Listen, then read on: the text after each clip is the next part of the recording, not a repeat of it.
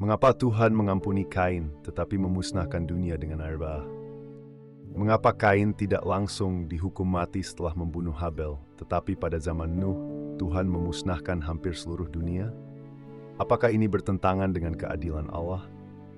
Dalam video ini, kita akan memahami keharmonisan rencana Allah dari pengampunannya kepada Kain hingga hukumannya di zaman Nuh, dalam terang rencana keselamatan melalui darah Yesus Kristus. Ketika Kain membunuh Habel, kita mungkin bertanya, mengapa Tuhan tidak langsung menghukum Kain dengan kematian? Jawabannya terletak pada tujuan Allah yang lebih besar untuk menunjukkan akibat dari dosa kepada seluruh ciptaan. Buku Kejadian 4 ayat 16 menulis firman Tuhan kepadanya, "Sekali-kali tidak. Barang siapa yang membunuh Kain dibalaskan padanya 7 kali lipat." Dengan tidak langsung menghukum Kain, Tuhan membiarkan akibat dosa berkembang untuk menunjukkan betapa mengerikan dampaknya. Tuhan ingin manusia dan seluruh alam semesta melihat bahwa pemberontakan terhadap hukum-Nya membawa kehancuran, bukan karena Allah tidak adil, tetapi karena dosa itu sendiri membawa konsekuensi fatal. Hamba Tuhan Ellen G. White, Patriarchs and Prophets, halaman 78 menulis, Tuhan tidak menghapuskan pelaku dosa secara langsung, karena Dia ingin seluruh ciptaannya memahami bahaya dari pemberontakan terhadap hukum-Nya. Berbeda dengan zaman Kain, pada zaman Nuh, kejahatan manusia telah mencapai puncaknya. Buku Kejadian 6 ayat 5 menggambarkan betapa rusaknya hati manusia. Kejahatan manusia besar di bumi, dan bahwa segala kecenderungan hatinya selalu membuahkan kejahatan semata-mata. Pada titik ini, dunia sudah tidak berpengharapan. Tidak ada lagi hati yang terbuka untuk bertobat, kecuali Nuh dan keluarganya. Tuhan, dalam kasih dan keadilannya, mendatangkan air bah untuk memusnahkan dunia yang penuh dosa, tetapi memberikan kesempatan kepada Nuh untuk melanjutkan garis keturunan manusia. 2 Petrus 5. Dan jikalau Allah tidak menyayangkan dunia purbakala, tetapi hanya menyelamatkan Nuh sebagai pemberita kebenaran. Air bah bukan sekadar hukuman, tetapi juga peringatan bahwa dosa membawa kehancuran total. Nuh dipilih karena ia menunjukkan iman dan ketaatan, membuktikan bahwa manusia dengan pertolongan Tuhan bisa mengalahkan sinful nature mereka. Buku Ibrani 11 ayat 7 menulis, karena iman maka Nuh dengan petunjuk Allah menyediakan untuk menyelamatkan keluarganya.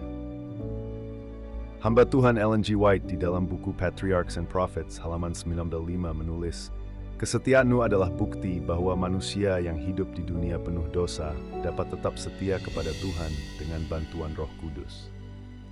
Setelah air bah, mengapa Tuhan tetap memutuskan untuk membiarkan dunia berkembang kembali melalui Nuh? Jawabannya terletak pada rencana keselamatan Allah. Dunia tidak bisa dihancurkan sepenuhnya karena darah Yesus Kristus belum dicurahkan untuk menyelamatkan manusia dari dosa. Tuhan tahu bahwa dosa akan berkembang, namun rencana penebusan melalui Kristus harus digenapi. Adam, Nuh, dan semua keturunan mereka hanya bisa diselamatkan oleh pengorbanan Yesus. Buku 1 Petrus 1 ayat 20 menulis, Kristus telah dipilih sebelum dunia dijadikan, tetapi baru menyatakannya pada zaman akhir karena kamu. Selain itu, Allah juga ingin membuktikan bahwa tuduhan setan di surga adalah salah.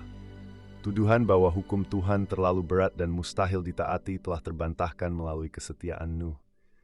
Allah menunjukkan bahwa dengan pertolongan Roh Kudus, manusia yang telah jatuh dalam dosa dapat hidup sesuai hukumnya. Hamba Tuhan Ellen G. White dalam buku Steps to Christ halaman 59 menulis, penurutan kepada hukum Tuhan bukanlah beban, tetapi hasil kasih yang lahir dari hati yang telah diperbarui. Air bah adalah gambaran kecil dari penghakiman akhir zaman. Seperti hanya 8 orang yang diselamatkan pada zaman Nuh, demikian juga di akhir zaman hanya mereka yang setia kepada Tuhan yang akan diselamatkan.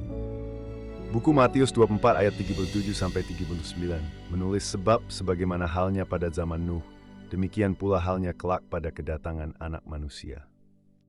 Air bah mengingatkan kita bahwa meskipun dosa membawa kehancuran, Tuhan selalu menyediakan jalan keselamatan bagi mereka yang percaya dan menaatinya. Dari pengampunan kepada Kain hingga hukuman pada zaman Nuh, kita melihat bahwa Tuhan selalu bertindak dengan kasih dan keadilan.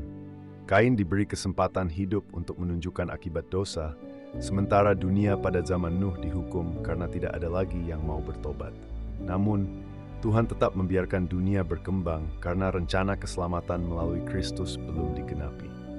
Kisah ini mengajarkan kita bahwa Allah setia pada janjinya. Dia tidak hanya menghakimi, tetapi juga menyediakan jalan keselamatan. Pilihan ada di tangan kita.